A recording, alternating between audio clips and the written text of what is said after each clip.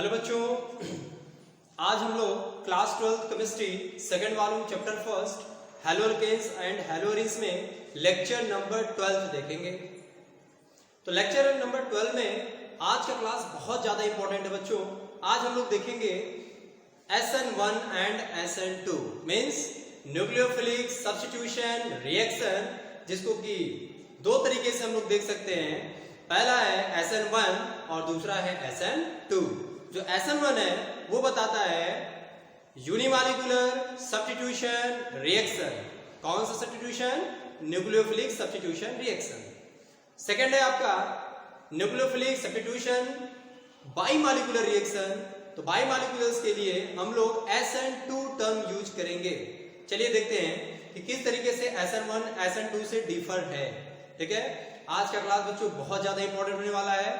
2 minute के अंदर आप लोग unimolecular and bimoleculars SN1 and SN2 reactions सीखने जा रहे हो। तो चलो आते हैं वापस SN1 and SN2 and SN1।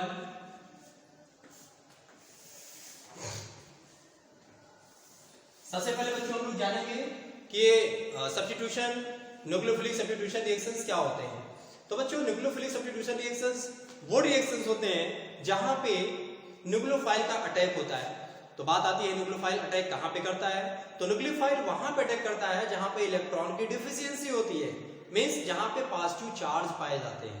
और पॉजिटिव चार्ज कहां पे पाए जाते हैं? तो हमने आपको बताया था कि अगर किसी एल्काइल ग्रुप की बात करेंगे तो उनसे रिस्पेक्टिव के जो कार्बोनिल कंपाउंड्स हो गए या मोर इलेक्ट्रोनेगेटिव एटम आए तो उनके इलेक्ट्रॉन विड्रॉ करने के कारण जो पॉजिटिव चार्ज आता है उसी पॉजिटिव चार्ज पे एक न्यूक्लियोफाइल जाकर दूसरे क्या चीज पॉजिटिव वाले सेंटर पे जाकर अटैक कर देता है। इसी को हम लोग बोलेंगे बच्चों न्यूक्लियोफिलिक सब्स्टिट्यूशन रिएक्शंस।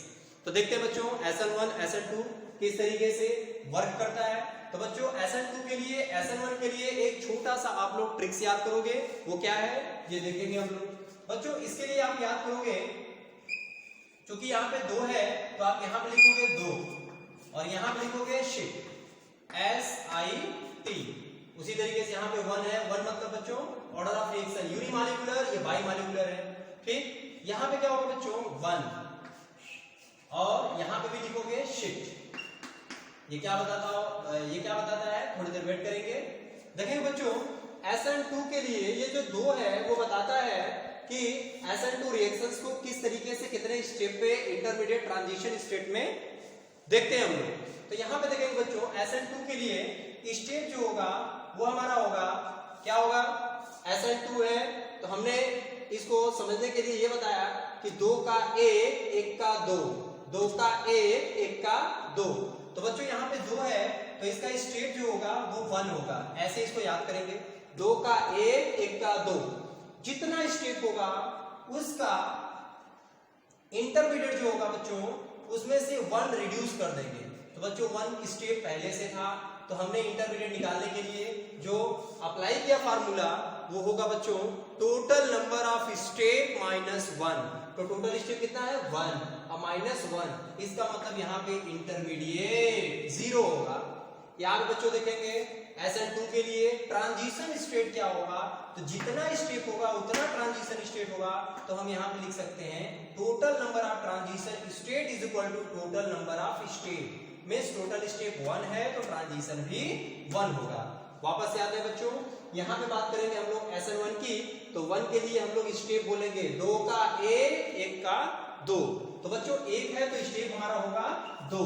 हमने बोला इंटरमीडिएट निकालने के लिए जितना स्टेप रहेगा उतने में से एक हमेशा हम रिड्यूस करने का काम करेंगे। तो बच्चों यहाँ पे इंटरमीडिएट हो जाएगा हमारा 2 - 1 इज इक्वल टू 1। जितना स्टेप होगा उतना ट्रांजिशन होगा। तो यहाँ पे हमारा स्टेप 2 है बच्चों तो ट्रांजिशन यहाँ पे हमारा 2 होगा। तो ये चीज तो हम समझ गए कि 2 का 1 1 का 2, अगर ये स्टेप पता चल जाएगा तो इंटरमीडिएट 1 रिड्यूस कर देंगे और जितना स्टेप उतना ट्रांजिशन, यहाँ भी यहाँ भी। ठीक, उसके बाद हम बात करेंगे बच्चों SN2 में। तो SN2 के लिए हमारे पास जो न्यूक्लियोफाइल होगा वो होगा स्ट्रॉन्ग न्यूक्लियोफाइल। बच्चों स्ट्रॉन्ग न्यूक्लियोफाइल क्यों? क्योंकि स्ट्रॉन्ग न्यूक्लियोफाइल रहेगा तो ये इंटरमीडिएट बनने के चांसेस ही नहीं रहेंगे, वो एक ही स्टेप में वह direct strong nucleophile weak nucleophile को रिप्लेस करने का काम करेगा। Means there will be no any chance to produce the intermediate product. तो इंटरमीडिएट नहीं बनेगा तो zero intermediate. Means strong nucleophile अपने से वीक वाले को रिप्लेस करने का काम करेगा। तो SN2 में जो हम न्यूक्लियोफाइल यूज करेंगे वो बच्चों हमारा होगा स्ट्रॉन्ग न्यूक्लियोफाइल। यहाँ पे SN1 की बात करेंगे तो यहाँ पे हमारा जो न्यूक्लियोफाइल होगा बच्चों वो होगा वीक न्यूक्लियोफाइल। यहाँ पे जो इंटरमीडिएट बनेगा वो सिंगल होगा, तो हम बोल सकते हैं स्टेप 2 इंटरमीडिएट सिंगल, और जो इंटरमीडिएट बनेगा बच्चों उसे हम लोग कार्बोकैटायन बोलते हैं। आप सबने इंटरमीडिएट पढ़ा होगा बच्चों। तो इंटरमीडिएट कितने टाइप्स के? 5। कौन कौन सा है बच्चों? सेकंड इंटरमीडिएट कौन से बनते हैं? Carbocation, carbanion, free radical, carbenes and nitrenes. Okay, ये सब अनस्टेबल होते हैं और इनकी स्टेबिलिटी बढ़ाने के लिए आइदर हम लोग रेजोनेंस इफेक्ट लगाते हैं, इंडक्टिव लगाते हैं, इलेक्ट्रोमेरिक लगाते हैं, व्हाटएवर हाइपर कॉन्जुगेशन लगाते हैं, इन सब की स्टेबिलिटी बढ़ाने के लिए, जो कि हम लोग जनरल ऑर्गेनिक केमिस्ट्री में पढ़ते हैं। ठीक है, अच्छा अब देखा जाए बच्चों तो SN2 के लिए यहाँ पे हमारा स्ट्रॉन्ग न्यूक्लियोफाइल हो गया, यहाँ पे इंटरमीडिएट कोई नहीं बनेगा। तो अच्छा, और यहाँ पे जो होगा हमारा जो स्टीरियो आइसोमर होगा वो बच्चों होगा ऑप्टिकली एक्टिव। जबकि SN1 की बात करेंगे बच्चों तो यहां पे हो जाएगा ऑप्टिकली इनएक्टिव। ठीक है, इनका जो रोटेशन होगा वो बच्चों हो जाएगा एसिमेट्रिक कार्बन के चारों डिफरेंट ग्रुप पाए जाएंगे, ऑप्टिकली एक्टिव कहलाएंगे। और इसमें बच्चों क्या होगा कि इसमें दो सेंटर सेम हो सकते हैं या डिफर हो सकते हैं, दूसरा वाला क्या होगा ऑप्टिकली इनएक्टिव। इसलिए बोल रहे हैं क्योंकि उनका जो रोटेशन होगा वो इंटरनल कंपनसेशन या एक्सटर्नल कंपनसेशन के कारण नेट जीरो हो जाएगा। अब ये कहलाएंगे, यहाँ पे बच्चों लिखेंगे हम लोग नो रेसमाइजेशन। नो रेसमाइजेशन क्या होता है? रेसमाइजेशन या रेसमिक मिक्सचर जहां पे 50% चांसेस डी फॉर्म और 50% चांसेस एल फॉर्म बनने के होते हैं, जिसको हम लोग प्लस माइनस से भी रिप्रेजेंट करते हैं, जो कि हमने पहले पिछले वाले क्लास में देखा था कि डेक्स्ट्रो और लिवो रोटेशन होता है बच्चों। यहाँ नो रेसमाइजेशन, यहाँ पे लिखेंगे बच्चों 50%, हाँ यहाँ बोलेंगे रेसमाइजेशन जहां पे 50% डी प्लस 50% एल फॉर्म पाए जाते हैं। एल फॉर्म इसका मतलब यहाँ पे रेसमाइजेशन प्रेजेंट होता है, रेसमाइजेशन प्रेजेंट होता है। ठीक है, नेक्स्ट अगर यहाँ पे देखें तो बच्चों यहाँ पे कोई कार्बोकैटायन नहीं बनेगा, और यहाँ पे लिखेंगे बच्चों नो कार्बोकैटायन। यहाँ पे आप देख चुके हो कि इंटरमीडिएट हमारा कार्बोकैटायन बनने वाला है, तो यहाँ पे there will be no any carbocation, तो लिखोगे नो कार्बोकैटायन। और यहाँ पे बच्चों लिखोगे कार्बोकैटायन प्रेजेंट, कार्बोकैटायन प्रेजेंट। तो बच्चों कार्बोकैटायन यहाँ पे प्रेजेंट होगा, यहाँ पे नो कार्बोकैटायन। दूसरी बात, जब कभी भी हम स्टेबिलिटी की बात करते हैं तो कार्बोकैटायन क्या है? इलेक्ट्रॉन डेफिशिएंट सेंटर है। तो कार्बोकैटायन जब इलेक्ट्रॉन डेफिशिएंट सेंटर है बच्चों, तो यहाँ पे जब भी हम डोनेटिंग ग्रुप लगाएंगे आइदर रेजोनेंस के थ्रू प्लस आर इफेक्ट लगा के या प्लस आई इफेक्ट लगा के, तो ये अपने स्टेबिलिटी के मामले में इनहैंस हो जाएगा। इसका मतलब कह सकते हैं इसका जो ऑर्डर होगा बच्चों वो हमारा चलेगा 3 डिग्री, 2 डिग्री, 1 डिग्री और मिथाइल कार्बोकैटायन। ये एक ऑर्डर है, इस ऑर्डर में स्टेबल माने जाएंगे। SN1 यहाँ की बात करेंगे तो इनका रिवर्स हो जाएगा, क्योंकि यहाँ पे कार्बोकैटायन के बनने के चांसेस नहीं है। तो बच्चों यहाँ पे हम लोग बोलेंगे आइदर मिथाइल कार्बोकैटायन या बोल सकते हैं 1 degree, 2 degree and 3 degree carbocation की स्टेबिलिटी का ऑर्डर, मतलब इसका उल्टा। दूसरा बच्चों, अगर मान लीजिए कार्बन की डिग्री चेंज होती है तब तो हम लोग ये लगाएंगे, और साथ ही हैलोजन सेम होते हैं। कभी कभी ये होता है कि डिग्रियां सेम होती हैं, अगर डिग्री सेम होगा बच्चों तो उस केस में जो हमारा हैलोजन होगा वह जरूर डिफर होगा। तो उस केस में क्या करेंगे? तो देखिए वो चाहे बच्चों हमारा SN2 हो चाहे SN1 हो, अगर डिग्री सेम है फॉर सेम डिग्री, वहां पे क्या हो जाएगा बच्चों? RI, RBr, RCl and RF। ऐसा क्यों मैं बोल रहा हूं? क्योंकि बच्चों जब डिग्रियां यहाँ पे सेम होंगी, यहाँ भी 1 डिग्री 1 डिग्री 1 डिग्री 1 डिग्री, या 2 डिग्री 2 डिग्री 2 डिग्री 2 डिग्री, या 3 डिग्री 3 डिग्री 3 डिग्री 3 डिग्री, तो वहां पे बच्चों जब डिग्रियां सेम होंगी तो हम देखेंगे कि बेटर गुड लिविंग ग्रुप कौन है। अगर बच्चों बेटर लिविंग ग्रुप अगर हमको मिल जाएगा तो पता कैसे करेंगे, तो टॉप टू बॉटम जाएंगे तो बच्चों बॉन्ड डिसोसिएशन एनर्जी कम होता जाता है। तो बॉन्ड डिसोसिएशन एनर्जी जब बच्चों कम होगा तो इनके बॉन्ड जो ब्रेक डाउन के चांसेस है वो बहुत तेजी से बढ़ जाएंगे, क्योंकि इनका साइज बहुत बड़ा है। तो जाहिर सी बात है जब साइज बड़ी होगी तो इनके टूटने के भी चांसेस बहुत ज्यादा हो जाएंगे। तो बच्चों जब कभी भी साइज बढ़ती हुई नजर आएगी तो हम देखेंगे कि टॉप टू बॉटम जाने पर ये बॉन्ड इजीली ब्रेक डाउन हो जाएंगे, और हम कह सकते हैं कि यहाँ पे जो ब्रेक डाउन होगा वो इजी वे में हो जाएगा। तो iodine is the good leaving group, फिर ब्रोमीन, फिर क्लोरीन एंड फ्लोरीन। और अगर हम बात करें बच्चों SN1 तो बड़े बेहद रोमांचक बात यहाँ पे ये है कि चाहे SN2 हो और चाहे SN1 हो, इन दोनों के केस में क्या होंगे कि इनका जो ऑर्डर होगा बच्चों वो RI ही लीड करेगा, क्योंकि वो चाहे न्यूक्लियोफाइल सब्स्टिट्यूशन रिएक्शन की जब हम बात करते हैं तो चाहे SN1 हो चाहे SN2, सबसे पहले हम गुड लिविंग ग्रुप को खोजते हैं।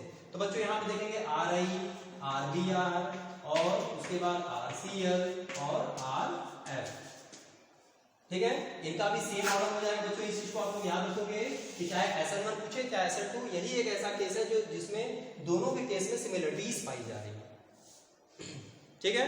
अच्छा, अब थोड़ा सा इसका मैकेनिज्म देखते बच्चों, तो बहुत ही आसान इसका मैकेनिज्म है और आप लोगों को समझ में भी आएगा। मैं इसलिए बोल रहा हूं क्योंकि ये जो फील आने वाला है आप लोगों को SN1 और SN2 में डिफरेंस, वो कहीं और से नहीं आया है, इसके मैकेनिज्म से आया हुआ है। और मैकेनिज्म हम लोग कैसे सीखेंगे, बस 2 मिनट का टाइम लूंगा, उस 2 मिनट में आप लोग सीख जाओगे बच्चों। देखिए ध्यान से, SN2 को पहले हम लोग देखते हैं। ये देखिए बच्चों, यहां पे अगर मैंने लिख लिया, एग्जांपल लेता हूं, जैसे CH3Cl प्लस हमारे पास जो न्यूक्लियोफाइल बच्चों, वो हमारा न्यूक्लियोफाइल है hydroxide ion, negative charge nucleophile, strong nucleophile. अब देखो होगा क्या, यहाँ पे छोटे छोटे 3-3 ग्रुप लगे हुए हैं, ठीक है। और यहाँ पे बच्चों हम लोग देख रहे हैं कि chlorine is the good leaving group, और ये तभी हटेगा जब स्ट्रॉन्ग न्यूक्लियोफाइल आएगा। अब सवाल ये उठता है बच्चों कि OH माइनस हाइड्रोक्साइड आयन वह आगे से अटैक करेगा कि पीछे से अटैक करेगा, मींस फ्रंट साइड अटैक करेगा कि बैक साइड अटैक करेगा। तो देखेंगे आप लोग समझ सकते हो इजीली कि अगर बच्चों ये फ्रंट साइड से अटैक करता है तो यहाँ पे lone pair negative charge means lone pair repulsion हो जाएगा। Negative charge also the type of the repulsion, negative charge, तो ये रिपल्सन करने का काम करेगा। जबकि ये भाई साहब अगर पीछे से अटैक करेंगे तो hydrogen is the smallest group, अगर ये पीछे से अटैक करेंगे तो इनको परेशानी नहीं होगी। तो बच्चों होगा क्या कि यहाँ पे OH माइनस का जुड़ना और Cl का निकलना, तो भाई देखो ये जो Cl है यह OH से डरेगा, हाँ डरेगा, क्या अटैक करेगा, नहीं करेगा। तो फिर फाइनली क्या होगा, यह पीछे से अटैक करेगा, yes, because hydrogen is the very small group, इसको आसानी से क्या करेगा, पीछे से जाकर ये अटैक हो जाएगा, और इसीलिए इसे बोला जाता है बैक साइड अटैक। तो बच्चों OH minus is the strong nucleophile which will be attack on the back side not the front side. तो देखने को यहाँ पे क्या मिलेगा बच्चों कि जैसे ही OH माइनस पीछे से जाकर अटैक करेगा, क्योंकि ये सब छोटे मोटे ग्रुप हैं, ये छोटे मोटे ग्रुप इनका कुछ नहीं कर पाएंगे, तो फिर OH माइनस जाकर पीछे से अटैक कर देगा। अच्छा, अटैक जब करेगा बच्चों तो क्या देखने को मिलेगा, ये देखिए यहाँ पे H है, ये देखिए यहाँ से OH जुड़ता हुआ नजर आ रहा है, और यहाँ पे बच्चों हाइड्रोजन ने इसको जगह दे दिया, क्योंकि हाइड्रोजन के पास इतनी कैपेसिटी नहीं है कि OH को रोक पाए। तो बच्चों यहाँ पे जो देखने को मिलेगा वो क्या है कि अब इनमें क्या होगा, यहाँ पे हाइड्रोजन है और यहाँ पे Cl, देखिए यहाँ पे 5 बॉन्ड बन गए, कार्बन मर जाएगा लेकिन कभी भी पेंटा वैलेंसी शो नहीं करेगा। तो कभी भी पेंटा वैलेंसी शो नहीं करेगा तो बोलता है भाई तुम जाओगे कि हम जाएंगे। क्लोरीन कहता है भाई देखो नॉन मेटल्स हैं, हम गुड लिविंग ग्रुप हैं, हम तो आसानी से निकल जाएंगे। अब रहा बात तुम्हारा, तो तुम वैसे भी भाई कमजोर हो, निकलने के लिए तो निकल सकते हो, लेकिन निकलने से कोई फायदा नहीं दिख रहा है। क्यों? क्योंकि एक न्यूक्लियोफाइल दूसरे न्यूक्लियोफाइल को ही अटैक करेगा। अगर तुम निकलोगे तो तुम एज ए इलेक्ट्रोफाइल या पॉजिटिव फॉर्म में निकलोगे, तो पॉजिटिव को रिप्लेस करने का काम ये न्यूक्लियोफाइल नहीं करता है। तो बच्चों यहाँ पे आप देखोगे Cl is the good leaving group, Cl is the nucleophile, that's why OH will replace chloride ion. तो यहाँ पे हाइड्रोजन का क्या हो, क्लोरीन का क्या हो जाएगा, ब्रेक डाउन। तो देखो OH का पीछे से लगना और क्लोरीन का आगे से निकलना मीन्स यहाँ पे होगा क्या चीज, ब्रेकअप, और पीछे से होगा पैचअप। तो एक साथ ब्रेकिंग एंड मेकिंग, एक साथ ब्रेकिंग एंड मेकिंग, दोनों बोलो साथ साथ, दोनों बोलो साथ साथ, क्योंकि OH में है कुछ तो खास बात। तो इसका मतलब जैसे ही 5 बॉन्ड बनाएगा, क्लोरीन वहां से टूटकर निकल जाएगा और यहाँ पे क्या हो जाएगा, फिर से यह जब ब्रेक डाउन हो जाएगा तो क्लोरीन ये बॉन्ड लेकर सेपरेट हो जाएगा और ये बाहर चला जाएगा। तो एक न्यूक्लियोफाइल ने दूसरे न्यूक्लियोफाइल को सब्स्टिट्यूट करने का काम किया, क्योंकि यहाँ पे कार्बोकैटायन नहीं बना, कार्बोकैटायन जैसे ही बना उसी समय OH जाकर जुड़ गया। इसका मतलब यहाँ पे ब्रेकिंग एंड मेकिंग, दोनों बोलो साथ साथ, तो दोनों बोलो साथ साथ, क्योंकि OH में था कुछ तो खास बात।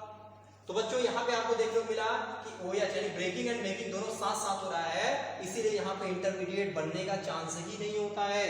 जैसे ही पॉजिटिव चार्ज बनना चाहेगा तुरंत क्या हो जाएगा, ये Cl माइनस जाएगा, पॉजिटिव चार्ज आएगा, पॉजिटिव नेगेटिव मिलकर ये बॉन्ड बन जाएगा। मतलब ये दोनों इतना फास्ट होता है, इतना साथ साथ होता है कि यहाँ इंटरमीडिएट बनने के चांसेस नहीं होते। इसीलिए तो हम लोग बोलते हैं कि there will be no any intermediate present in this case, SN2 reactions. Now let us take the another example SN1।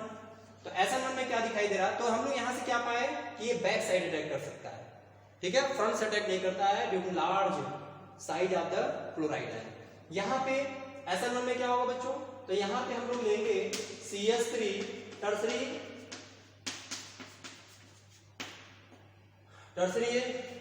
Butyl chloride, ठीक है बच्चों। यहाँ पे देखने को मिलेगा, देखिए यहाँ पे हाइड्रोक्साइड आयन।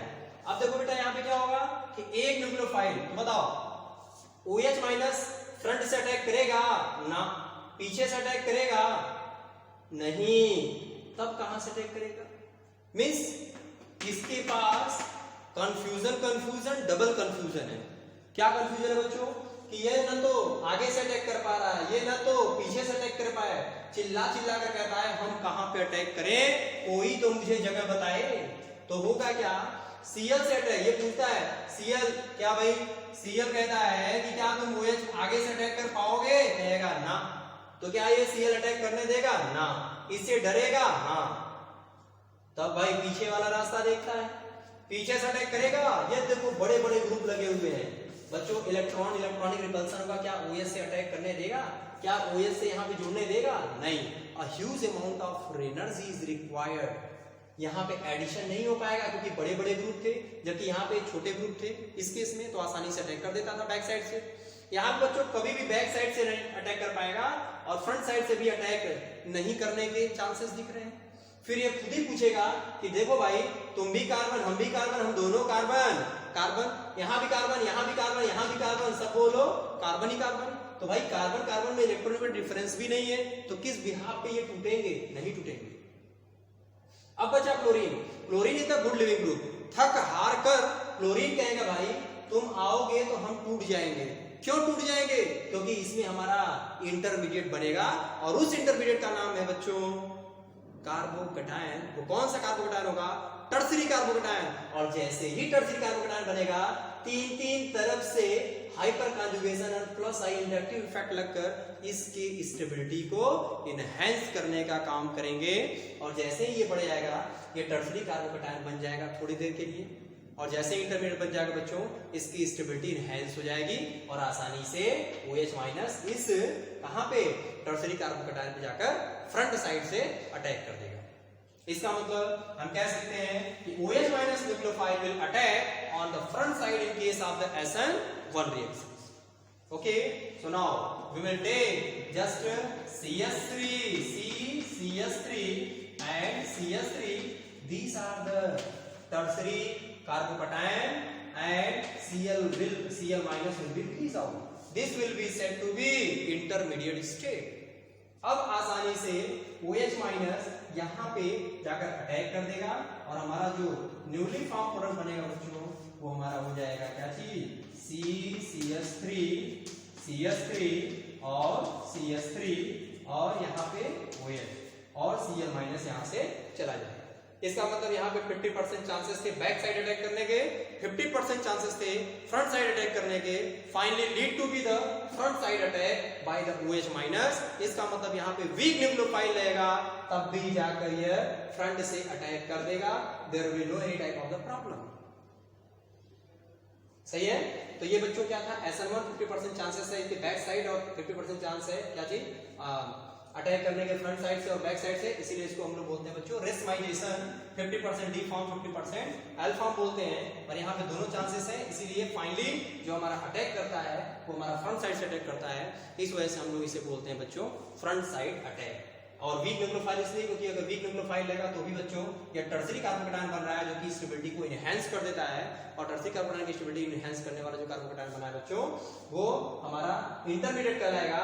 इसका मतलब इन दोनों रिएक्टेंट और प्रोडक्ट के बनने में जो इंटरमीडिएट आया है उसमें हमारा दो स्टेप में एक इंटरमीडिएट बना हुआ है. इसलिए हम इसको बोलेंगे वन इंटरमीडिएट. ठीक है बच्चों. तो एक बार फिर से देखेंगे SN2 और SN1 के लिए. यहाँ पे हमने क्या क्या देखा था कि सिट याद रखोगे. SN2 के लिए बच्चों क्या था कि यहाँ पे 2 का 1 1 का 2, 2 का 1 1 का 2. SN2 रहेगा तो एक स्टेप, जितना स्टेप एक घटाओगे तो हमारा जो आएगा बच्चों वो हमारा इंटरमीडिएट आएगा. नहीं, 0 स्टेप, 1 स्टेप के लिए हमारा क्या आएगा बच्चों, 0 इंटरमीडिएट. जितना स्टेप उतना ट्रांजिशन, 1 स्टेप 1 ट्रांजिशन. इसी का रिवर्स यहाँ पे है बच्चों कि अगर यहाँ पे SN1 है तो यहाँ पे जो स्टेप होगा वो 2 होगा, इंटरमीडिएट 1 कम होगा. हो जाएगा बच्चों कितना, 2 में से 1 अगर सब्ट्रैक्ट करोगे तो हमारा आ जाएगा इंटरमीडिएट. और जितना स्टेप उतना ट्रांजिशन, क्योंकि हर एक स्टेप में हर एक रिएक्शन में कुछ ना कुछ एनर्जी कंज्यूम या रिलीज होगी. उसी को हम लोग बोलते हैं बच्चों ट्रांजिशन स्टेप. बच्चों अगर हम बोल रहे हैं A से B बनेगा, B से C बनेगा, C से D बनेगा, तो जो A से B बन रहा था हमारा पहला वाला फर्स्ट स्टेप होगा. जो बीच वाला होगा बच्चों वही हमारा इंटरमीडिएट कहलाएगा. लेकिन हर स्टेप में देखा जाए तो ट्रांजिशन स्टेट लगा हुआ है क्योंकि कुछ ना कुछ एनर्जी रिलीज होगा या कंज्यूम होगा. तो इस तरीके से हम लोग SN1 SN2 में इस तरीके से हम लोग डिफरेंस देख सकते हैं बच्चों. तो आसानी से हम लोग इनके स्टीरियो केमिस्ट्री के बारे में भी पढ़ सकते हैं बच्चों. और मैंने बताया है कि किस तरीके से इनका अटैक होता है, कौन वीक न्यूक्लियोफाइल होता है, कौन स्ट्रॉन्ग न्यूक्लियोफाइल होता है. 123 321 वो हमने आपको बताया. 50% D form, 50% L form, racemisation. और यहाँ पे बच्चों क्या हुआ कि ये बैक साइड अटैक किया था. तो बैक साइड अटैक करने को हम लोग केमिस्ट्री की भाषा में इन्वर्जन भी बोलते हैं. तो बच्चों यहाँ पे बोलेंगे 100% इन्वर्जन. बच्चों यहाँ पे हम लोग बोलेंगे 50% इन्वर्जन प्लस 50% रिटेंशन. इसीलिए इनको हम लोग बोलते हैं बच्चों रेसमाइजेशन. मतलब दोनों तरफ चांसेस है अटैक करने के. ठीक है. अच्छा, यहाँ पे क्या होगा बच्चों, 100% इन्वर्जन है और यहाँ पे बोलेंगे नो रेसमाइजेशन.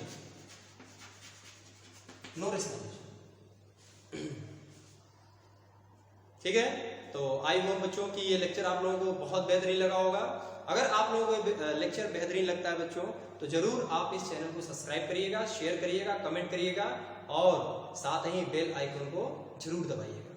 Thank you.